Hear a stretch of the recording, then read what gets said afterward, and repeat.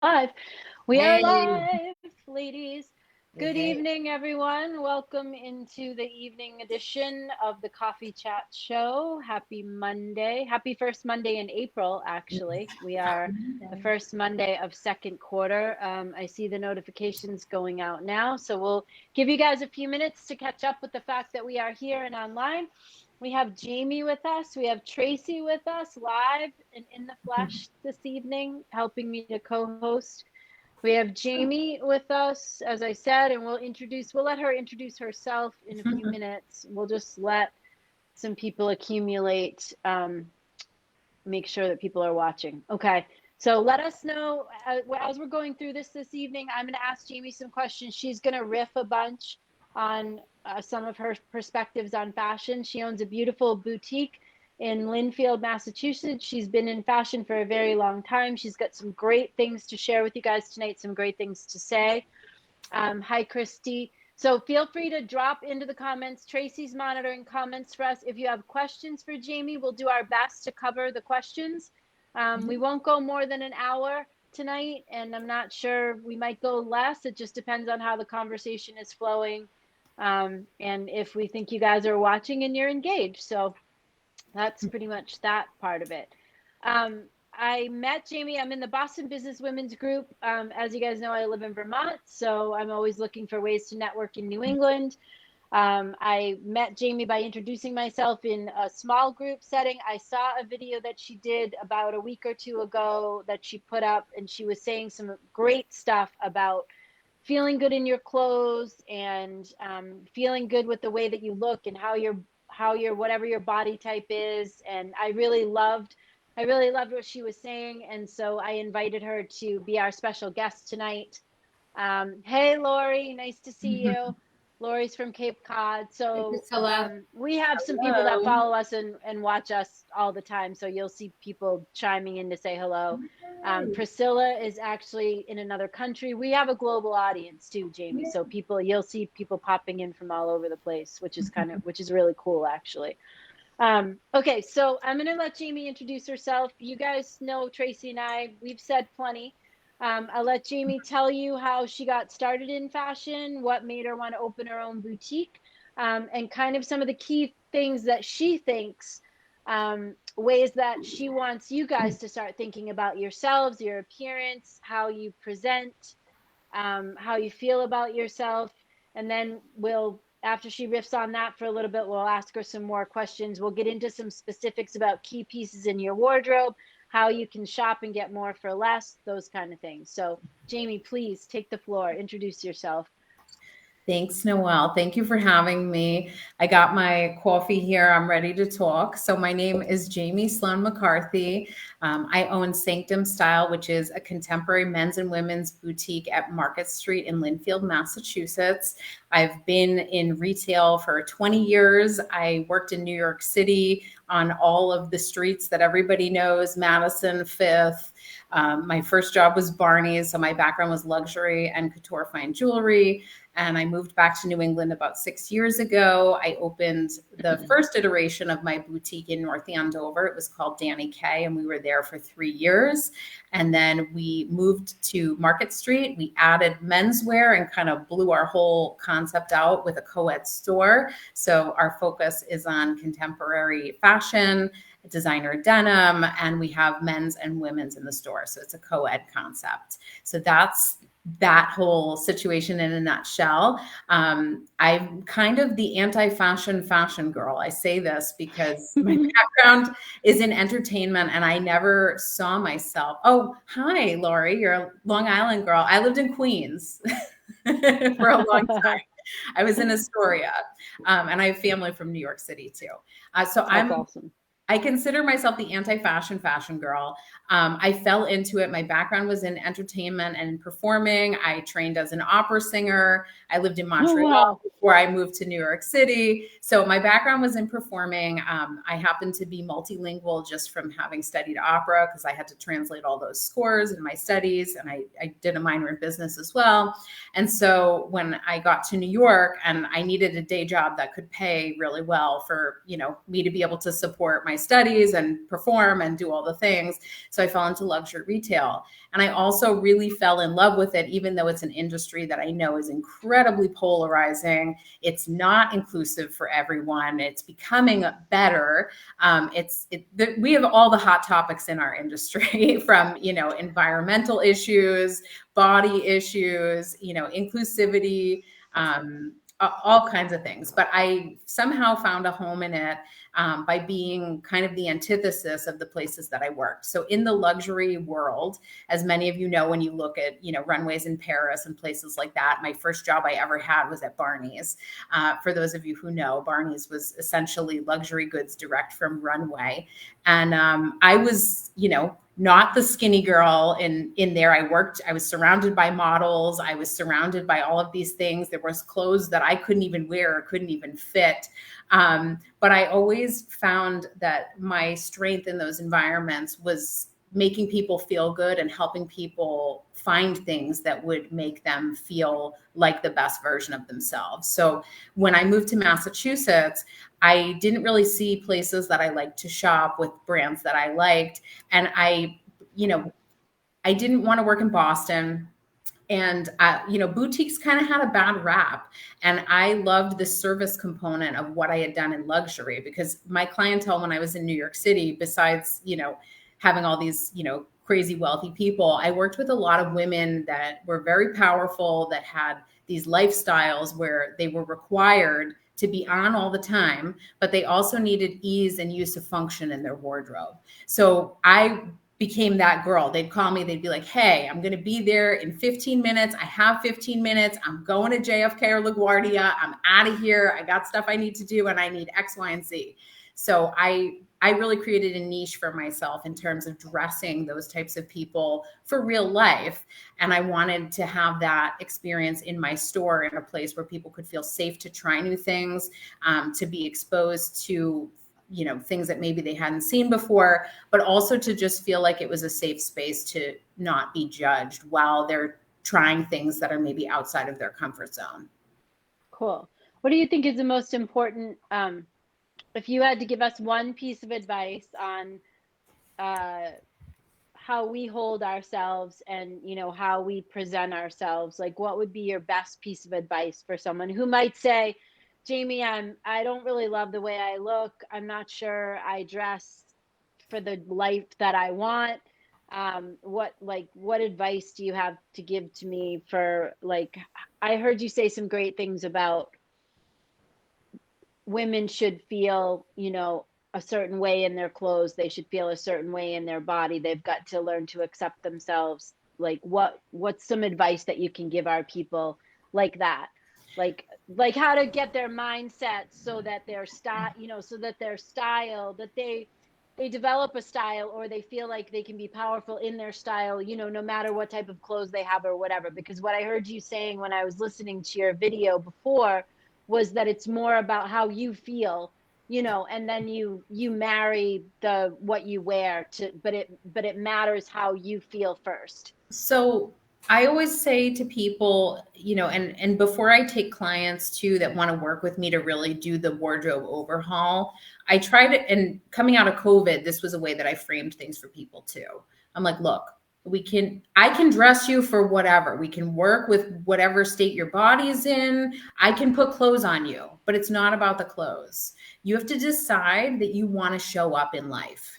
There you go. It's about showing up. So if you want to be present in life, to experience things, to be there for the people that you love, to do things that you love, and to have a full experience that is our lives, because we only get one, right? We don't get a do-over on this whole situation. Right. So if you want to show up, then that's really the key. And how you show up is really important. Because I say to people, and I was saying to people, even coming out of COVID, look, you know what? If you don't want to go to the wedding, and you don't want to go to the shower, and you don't want to go back to work, and you know what? You really don't feel like seeing people, dealing with people. Okay, then I can't help you. Like, do what you're doing. I can't help you. But if you want to show up, and you want to be present for those moments, for all of those things, because time is the one thing that you cannot buy, that you cannot get back. So if you want to maximize your time and your presence and really show up for all of the things that you're doing, we can dress you for that. And if that's your mindset, you'll feel great once we put you in the things that not only make you look good and that function for your lifestyle, but you have to want to show up.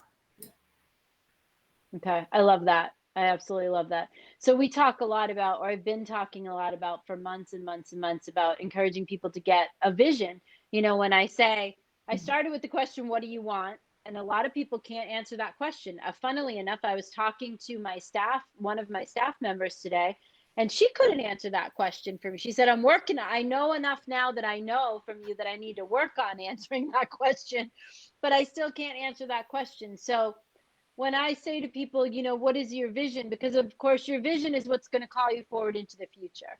And so I think, you know, in one of the coaching groups, one of the classes that we did, or something that Tracy and I did recently, I said to people, go buy something that represents to you, you know, that future vision of yourself, whether it's a piece of clothing or a hat or a purse, or, you know, go buy an item that's going to help you, you know, call up that vision of your future so that it can pull you into your future.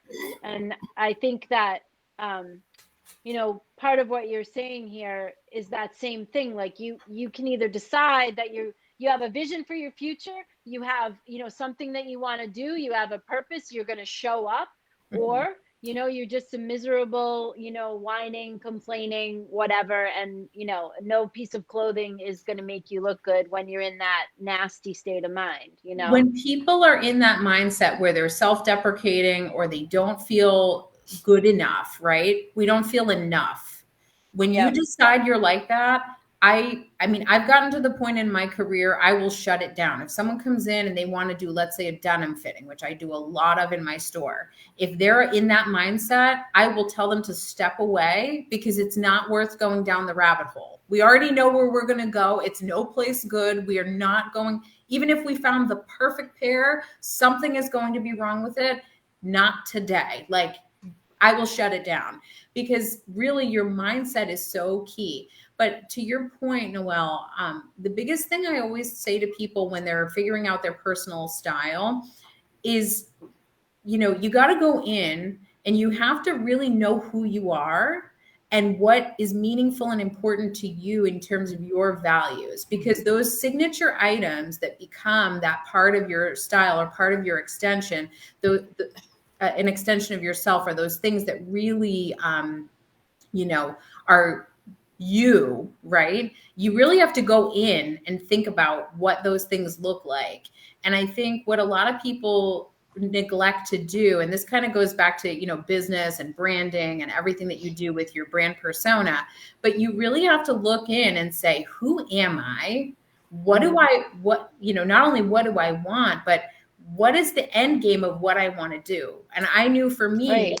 you know, when I opened my business, my whole MO was, you know, I had been through entertainment and that business, which is an incredibly tough business. I mean, we could go down that whole, you know, topic of just, you know, how the entertainment industry treats women and, you know, diet culture and the whole the whole gamut of, you know, the Pandora's box. But after so many years of having been through that, you know, I've had some of my own health issues that had my weight yo-yoing for many years too. And I really wanted people to feel good. I didn't want, like, for me, the end game is I don't want anyone to ever feel as bad as people made me feel in my career as a performer, or that people made me feel about, you know, myself, my body, my weight, any of that. And I think that's really, for me, my why when I get up and I go to my business and I work with clients is I know that they don't have to feel that way. And having that confidence and feeling empowered is so crucial to just how they're going to move through the world and just how they're going to feel about, you know, opening themselves up to share their own gifts. Jaime, can you talk about when you talked about the closet fail when you go to the store about the can you talk about that? So for everyone who's on here who missed our earlier conversation or they weren't privy to what we were talking about, I have a zero closet failure policy in my store. I don't believe anyone should leave my business with anything that is not going to work for them or is not functional for them. And what I mean by that is it needs to work for your lifestyle, it needs to be to your taste, and it needs to be something that you truly, truly love. I do not believe that people should be buying random items or, item shopping for the sake of just buying an item. I know retail therapy is a thing, but I think it needs to be done with the right intentions and the right context and with purpose. But I don't believe in failures in terms of building your closet. And I don't believe that, sometimes we feel guilted into buying something when we're in a store or I don't know, fashion's very good at making us feel inadequate. So sometimes we feel guilty or like we need to impulse buy something and it just doesn't work for us. And I just don't think that is, one, it's not a great way to build your wardrobe, and two, it's just not beneficial to you because ultimately you go home, you put it on, you feel horrible. or like you said, you were talking about how if you can't make an outfit, right? You said, yeah. So but let's backtrack for a second. Let's talk about building your closet because I'm an avid shopper, both emotional shopper and shopper for purpose. And I don't think I'm going to be 55. I don't think I've ever considered, when I'm looking I consider like what you said, making outfits and pieces that I already have that can go with other pieces, but I've never really thought about it like building, a closet. When I'm talking to people about their vision and their values, which is interesting that you said values, because when I say to them, what is your vision? I'm also asking, what are the 5 values, that are most important to you? And does that back up to your vision? So if we're bringing this into the fashion piece, what is building your closet? Like, what does that look like? Like, how does one even, maybe like, let's look at the closet that we have. And then what would you say? Like, what are those main components of building a closet that works for you? That's lining up with, kind of the way that you want to be. So with building your closet, what I mean by that is having a wardrobe that is functional for you and your lifestyle. So whenever I work with a client, one of the things that I'm always asking a million questions, but I'm always asking, how are you using this? Do you need one wardrobe for work and for being with your kids when you come home? Do you need things that are going to travel because that's what you do for work? Or that's an important part of your lifestyle? Maybe you do a lot of traveling. Maybe comfort is really important to you. Maybe you're in a position at work where you're dipping in and out of, C-suite, places, and that's really important to what you need to have in there. So I like to do an assessment of where people are at and what's going to be most useful for them. So I always recommend when people are trying to figure out what they need, what your lifestyle's like. If you're living in your jeans, that, right? If you have to be showing up on Zoom calls for work or, that you need those tops. If you're now going back to conferences, what kind of attire is expected of you in those types of places. We also know where we live, right? So what layers do you need? What kinds of sweaters do you like? Are you somebody that, you need to do a lot of layering? Do you not like layers? And you also have to be true to yourself too. Okay, so blazers are trending. Well, guess what? I don't like how I look in a blazer. So blazers are not a key piece in my wardrobe because they don't make sense for me. I'm more of a dress girl. And so I have those pieces instead that really, those are my power moment with how I wardrobe, like how I put them on myself and accessorize them and how I show up places. But you really have to honor yourself while you're building your closet. So, there's lists out there. Every magazine puts out the lists of, the key pieces that every woman needs in her wardrobe. Right. Well, I'm going to call BS on that a little bit because not all of those pieces work. If you're a stay-at-home mom, you're not going to want white shirts and white pants if you're putting SpaghettiOs for dinner. Like, do you know what I'm saying? Like because they'll get ruined in like 2 seconds flat. Right. And you have to know yourself too. I'm honestly, like, I look put together. I'm a bull in a china shop and I have 2 dogs that are long haired and the hair gets all over everything. And so when I get dressed in the morning. Like, those are considerations. I don't want muddy paws on white jeans. That's just, it's not practical for me, even though, you know, I work in the industry. So I really think, you know, what I do tell people to do though is go in your closet, see what's in there. Anything that does not fit you, get it out, because it's not part of building a solid wardrobe. And all of those jeans that you had maybe from 20 years ago that you loved, if you have not worn them and you cannot get them onto your body, rehome them. You can recycle them, you can consign them for extra money. There's so many things you can do, but you don't need that in your life. If you are trying to up level your situation in life, anything that is worse for wear, if it's pilled, if it's stained, if it's seen better days, it either needs to go into a pile for when you're bumming around at home or you're doing housework or chores, but it does not need to be in your rotation. Get it out of there. Put it in a separate place. Don't keep it in your rotation. And so that's kind of how I tell people, like, go through everything. And then if there's stuff in there that you haven't worn that's still new with tags or that's been sitting there for a while, assess, you know, if it's a better piece, do you still need it? Do you still love it? Is there a way that you could still make it current? Because there's definitely pieces that I've bought over the years that, you know, if I switch up my jeans for the season, people will ask me, oh my God, when did you get that in the store? And I'm like, well, this is from, you know, my 10 years ago. This isn't even a current thing. Yeah. But, you know, a lot of trends are cyclical. So maybe, you know, there's gems in there that you can make new for yourself again. Mm-hmm. But if there's things legitimately that you don't like how they fit or you don't like how you feel in it, just clear it out and let it go. And then see what your needs are that you actually have for your life, whether it's for your work or for work opportunities, for the weekend, for being with your family, for, you know, whatever it is that you do, or for travel. And then you build it out that way. Yep. Can you talk about buy less, buy better? Yes. Okay. So coming from luxury, and I don't want this to come across, and because I'm fully aware that everyone has a budget and that people, you know, you shouldn't be spending outside of your means for anything that you're doing in your closet. So I'm fully aware of that.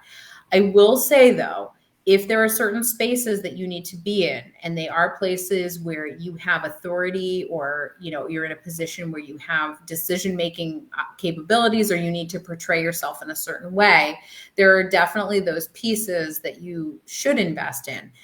For me, and I know I've mentioned I do a lot of denim fitting in my store, you know, not all denim is created equal. And I could talk about this for hours and hours and hours, because I go to market and I see the samples, and I'm kind of, a denim freak myself, just with what I love and just all the niches they're in.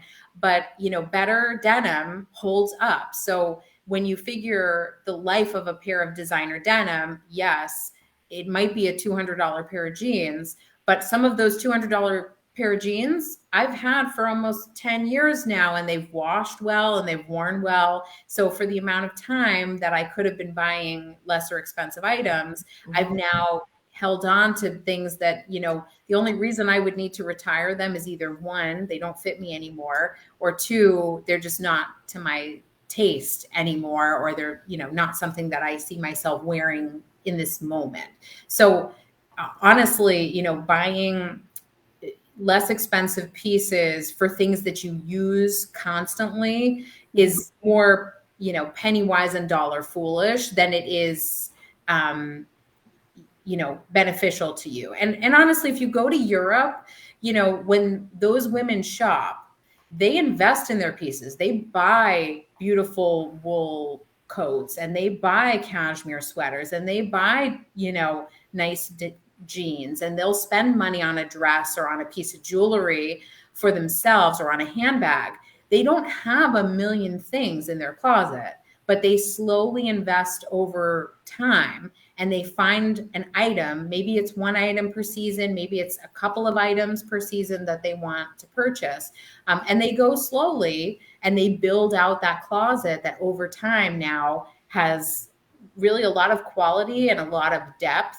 And just really great fabrics and beautiful craftsmanship in there. And that's really what I try to encourage people to do is, even if you only buy one pair of jeans this season or one nice silk blouse this season, or one dress this season, that is going to take you, so many more places than just walking into a store or just shopping for the hell of it. And honestly, you do save money because you're really focused and intentional about the investment that you're making. Mm-hmm. So let's say somebody has, a budget to purchase a piece, maybe a season or maybe one piece a month or something. Yeah. How can people make the maximum, like, okay, let's say we have 5 key pieces or something in our wardrobe. Like, how can they, match things together and switch things around so they end up with like different outfits with, those key pieces? Like, what are some suggestions that you have for those types of things? Okay, so key pieces right away that I will say, absolutely, if you're going to spend money on pieces, this is where you need to do it. Bottoms. Bottoms are the hardest things to fit, whether it's your jeans, trousers, anything that goes on the bottom. Also, we're walking in them, we're sitting in them, we're standing in them, we're wearing them all the time. So a bottom that fits you really well, that's well crafted, is absolutely a worthwhile investment. And I mean, for example, in my store, there's one designer that I carry. They do a very classic cotton twill trouser. It has a little bit of stretch in it, but it's one of those trousers when you put it on, it sucks everything in, and it's like, it has a great shape. It's really a classic trouser. And this client came into me and said, thank you for showing me those, because she travels a lot for work. She said, I didn't have to iron them. They looked amazing. I was in and out of cabs going around the city. I was doing all these things. And these pants I could put to work. Like, I ran them through their paces and they kept up with me. And so those pieces absolutely, I think, are critical. And also making sure that they fit properly. Tailoring is a hot topic in my store because I know a lot of people, it's that instant gratification. You want to buy something and you want to put it on right away.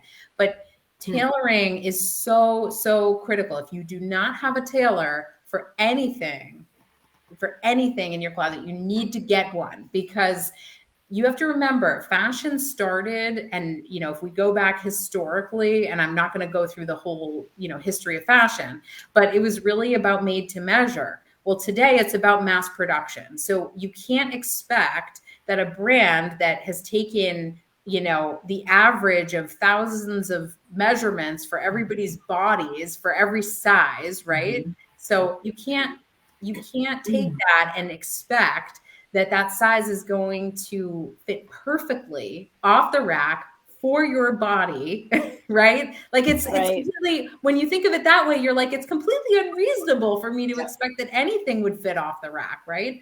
But truly, if you want your clothes to fit, and also if you want your clothes to look more elevated, what's one thing that we always notice on, let's say, celebrities or on very high profile people when they step out in an outfit?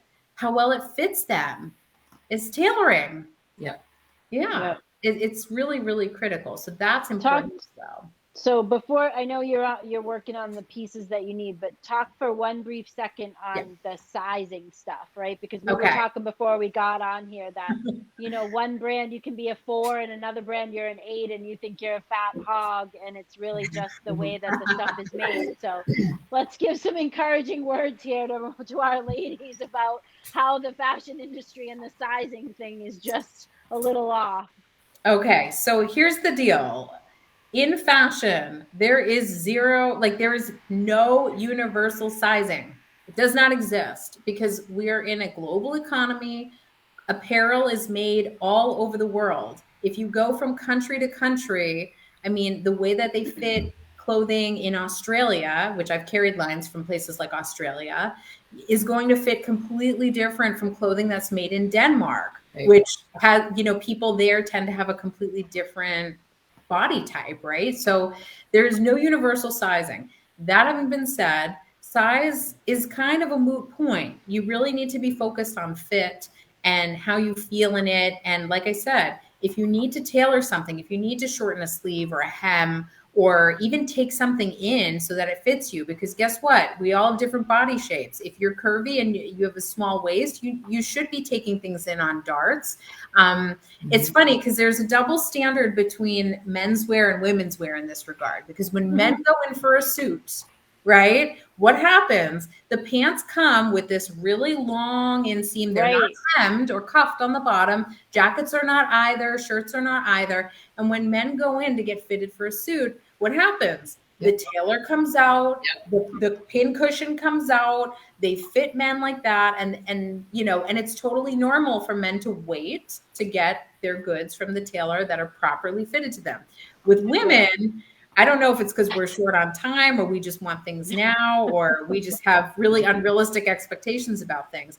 But people, like women, almost get offended when they have to tailor something to fit them properly. Yeah. So, I mean, sizing to me, it's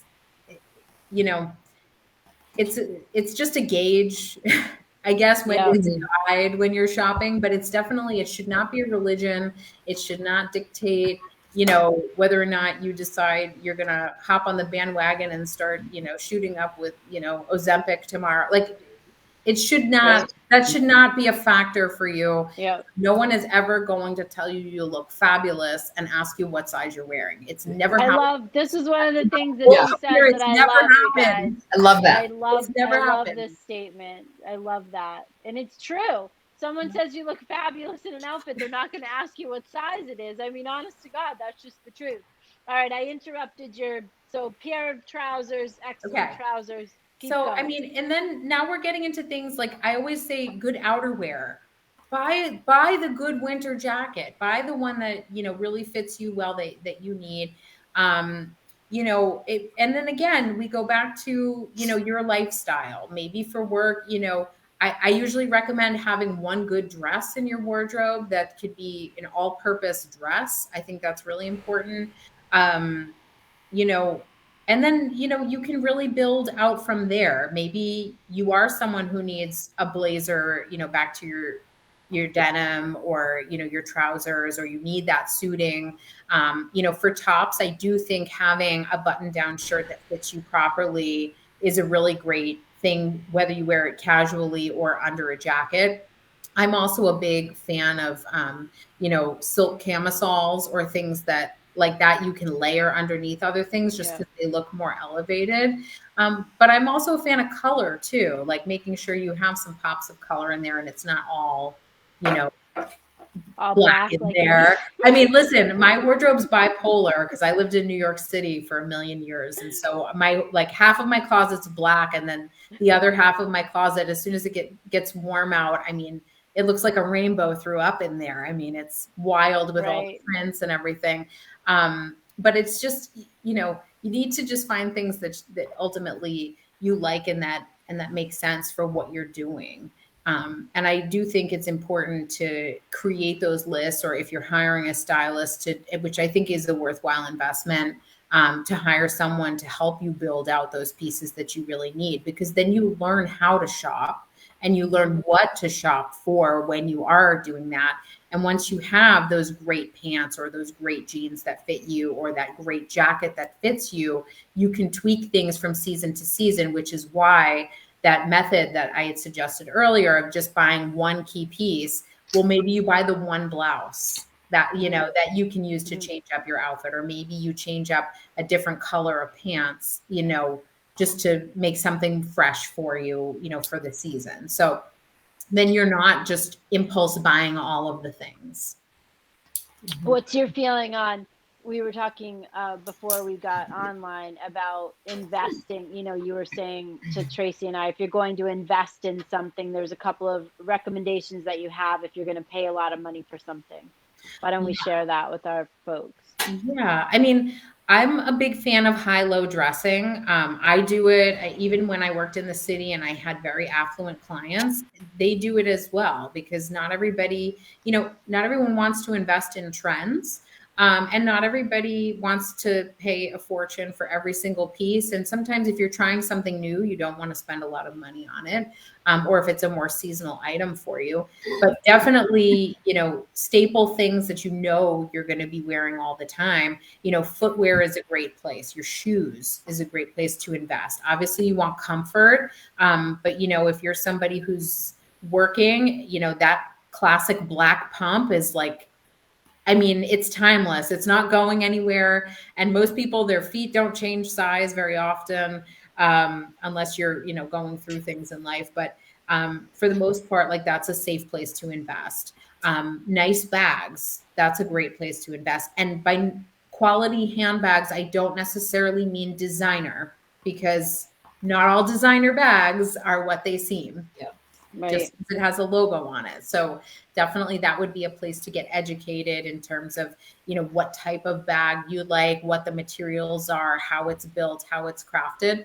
There are great independent craftsmen in addition to designer bags that are a great investment for you. But that's definitely something you'd want to research. And then, of course, like I was saying, with bottoms, your denim, your trousers, if you need those for work, great place to invest. Having that key dress that you wear is, if you're a dress person, that's a great place to invest. Sweaters or your layers. If you're somebody who needs to layer, thinking about what that looks like, a nicer blazer that fits you really well, that's tailored to your body, that's a worthwhile investment, because if you pick a solid color, whether it's black, whether it's navy, whatever the color is, white, you're going to have that piece, and you can change it with what you're putting underneath it. So once you have these core pieces, then you can start playing with things like color or print or, other things that will nuance your look. But the timeless things like, jewelry, bags, those accessories, those are really going to be things that you're going to have, for the long run. Since we're about to get into spring and everything, how about what about florals and stripes and polka dots, and any advice about those wild and crazy paisley, and are there certain people that should stay away from that because it's just not very not class, just those different, you see something, it looks crazy, it's not really your style, do you buy that paisley scarf or do you have any advice about how those types of things should be used, with maybe a solid outfit with a pop of color that's a scarf or something, or like that? Okay. So I sell a lot of prints. I'm wearing a printed top today. And we always say in fashion, prints are personal, which they are. They're very personal. You either love prints or you hate them. When I'm at market, they say the same thing to us, even as buyers. You're either going to love it or it's not going to be your thing, and it's not going to be for your market. And it's just, that's just what it is. So here's the deal. Certain trends are cyclical, and we've always seen them come back in various iterations. So florals, those always come back. We always see polka dots come back. They come back, periodically from time to time, but they do come back. Some of your, like you were saying, paisley, some of your retro prints, Personally, right? yeah, not a paisley fan. Sailor stripes are a big thing in New England because of the whole nautical vibe we have here. Right. There's certain things that we see certain animal prints come back, leopard, snake, those always come back. So my advice, because I don't like to prohibit anybody from buying anything, Right. if it's something that you love, because I just think that's silly. It's clothing, right? It's not that big of a deal. But I would say, buy a print that you love, buy a print in a scale that works for your body. So you don't necessarily want the massive flower on you that looks like Auntie's drapes that she had from the 1970s. But you definitely, so you want things that make sense for you and for your for your body. But I would say, those things are things that you can keep in your wardrobe, and that you can, I like to think of it as a long-term relationship. Like I have a blouse, for example, that's a snake print blouse that I bought. It's a silk blouse. I spent a lot of money on it when I bought it. and it's black and blue, and it's just really, it's a really fun print. It's a classic body that I bought it in, but it's a funky colorway.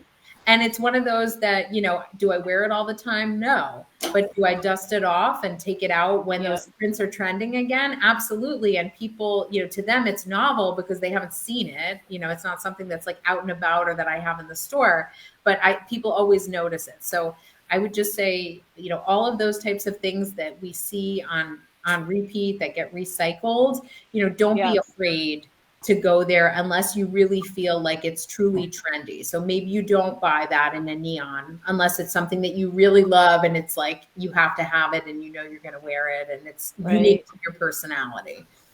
Gotcha. This has been great stuff.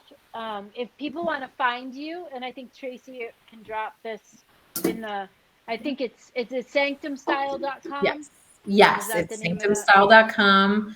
We're also, our handle is Sanctum Style on Instagram. We're on Facebook as well. We have an online store.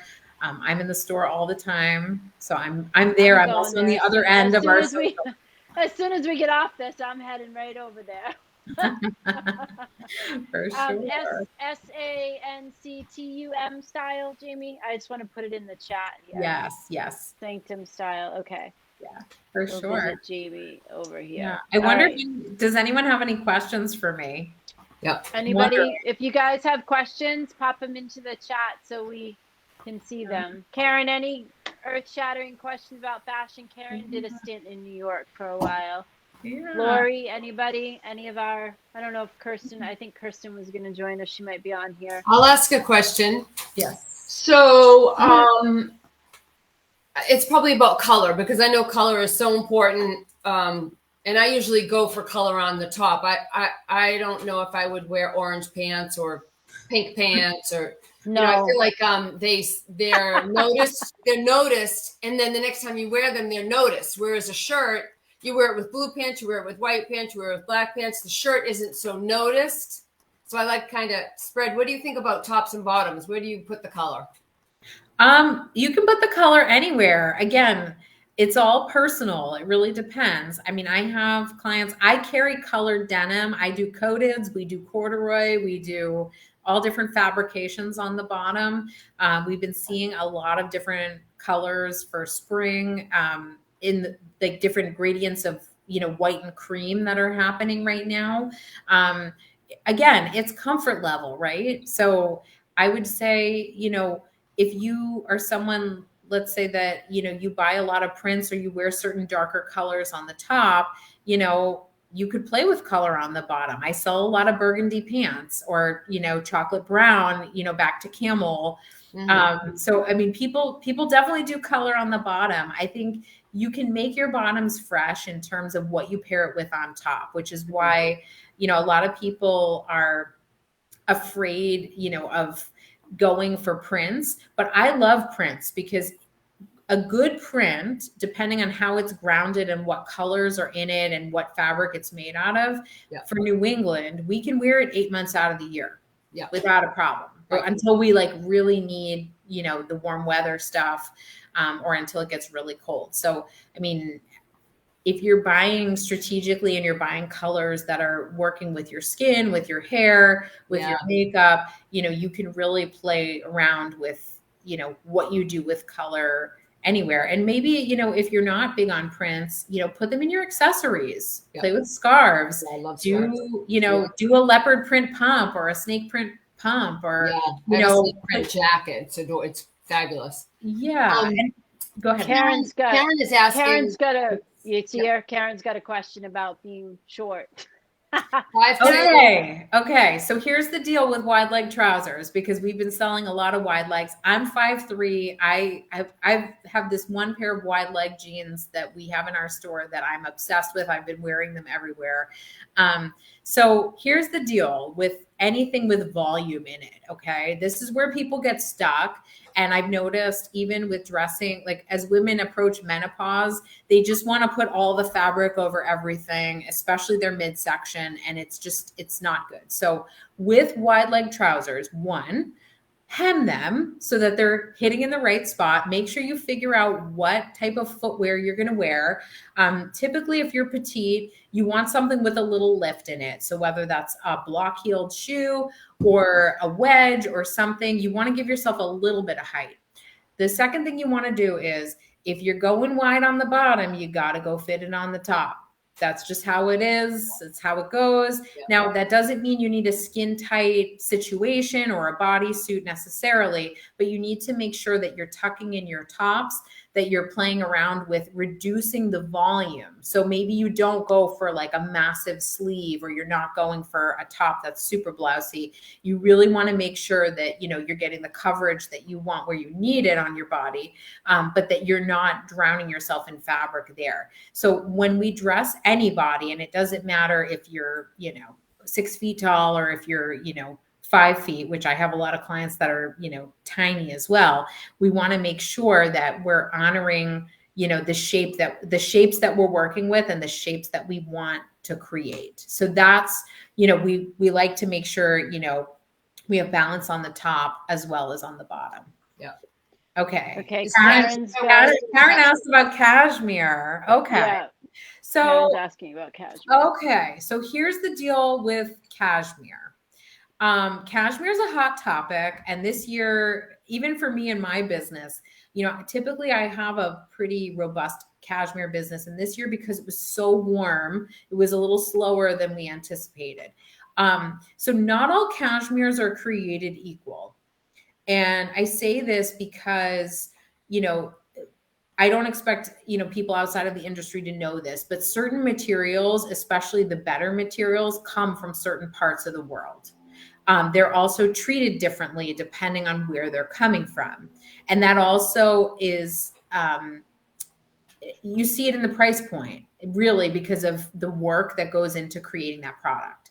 So when you go, let's say, to, you know, Uniqlo or to a bigger box store to buy a cashmere sweater and you're getting it for $50, is it the same quality as something that's a fine gauge that's coming from parts of Europe versus in China?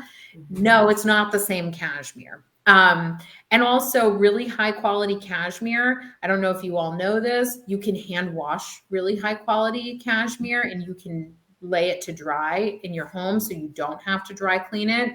And by doing that, you shouldn't have pilling as well on the cashmere. So it really just depends. You know, cashmere for some people is itchy. I will say, you know, the less expensive the cashmere and the more chemicals are used to treat it and dye it, yeah, of course it's going to be itchy on you because of just the way it's being handled. It's being over processed. You know, I've carried cashmere that's incredibly soft, that's not itchy. That's definitely, you know, it's more expensive for sure. It's also more ethically produced. The gauge of it's finer. So again, softness is the result of that. But, you know, sweaters are very personal. I have some clients right now that are going through menopause that need breathable. So cotton is really the best option for them. Some people just can't wear sweaters. You know, it just really depends. But I would say with sweaters, my 2 cents, I like better sweaters. That's just me. I'm kind of a sweater snob in that regard because I keep them for a long time and I really love on my sweaters. But I mean, if you're looking to do something fun, there's a lot of great options, you know, in cottons as well. I prefer natural fabrics just because you get more longevity and they just feel better on your skin. There's less chemicals involved in them. And so I think they're more of a worthwhile investment. Nice. I agree. I'm one of those people with the menopause thing.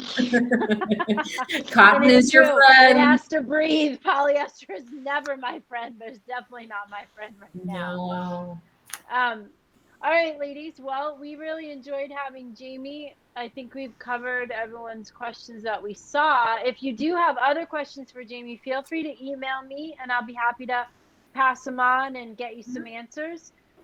We'll probably have Jaime with us again if she's willing. I enjoy her company. I enjoy having her.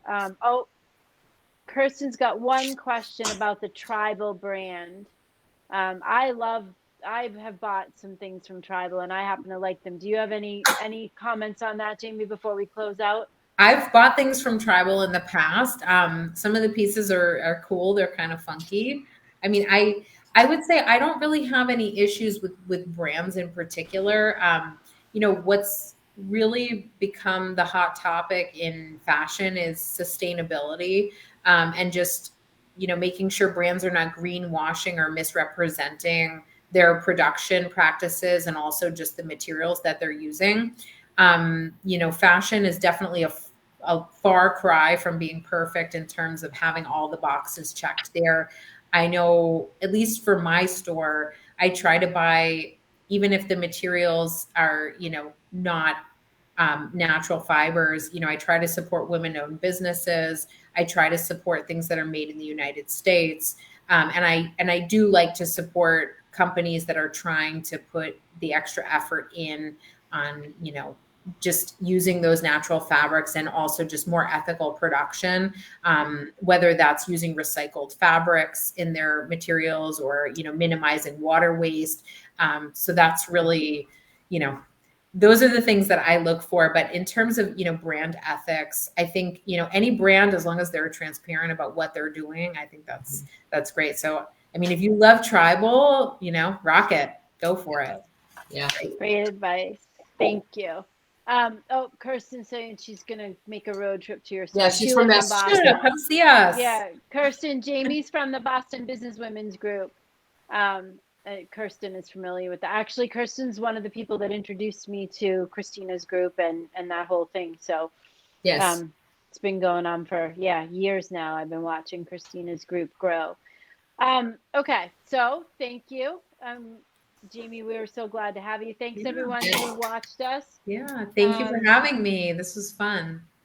We will invite you back again. I feel like this is good for people to hear like the real story about fashion, because so many times they're looking in a magazine or they're looking at everyone who's skinny and beautiful on Instagram and then feeling shitty about themselves. And I just feel like you really lend some authenticity to the conversation, and I'm all about authenticity. Yeah. So well, any parting words for us? Yeah, I think at the end of the day, confidence is key. And I think, you need to wear what you love. And going back to what I said earlier, it's how you show up, and that you show up, and that you really, want to live life to the fullest. And I think, the limitations that we place on ourselves for what we can and can't do, because I hear it in the store all the time. Oh, I can't wear this. I'm too old for that. Or I can't wear that because, those colors aren't good on me. Well, who made those rules? Who told you that? So I mean, I think there's something to be said for finding your way. Anyone who's been in fashion long enough has gone through phases of things that maybe we wish we didn't wear. But most people, especially who've been in the fashion industry, don't regret the phases that they've been in, because it's been a period of their life where they were going through certain things, and it is almost a time capsule in some respects. So I say, wear what you want, wear it and fill your life with love, and love on yourself, love on everyone around you, and enjoy, because it's just clothes. It's great. And see, Jamie's even telling you guys you need a vision and value. So see, everything I'm talking about comes full circle, even into the fashion industry. Right? Get your notebook. All right. So we will, Jamie, thank you so much for joining us. Ladies, I will see you all on Saturday morning for the show, for the regular edition of the show. And we'll have Jamie back again soon. We dropped her, she's sanctumstyle.com, and we dropped that into the chat. And when I go back in a minute and put a little header on this video, I will also mention where you can find her on Facebook. I will tag her. So we will see you all on Saturday morning. Thank you for joining us. I love you guys, and we'll see you soon. All right, ladies, you two stay with me.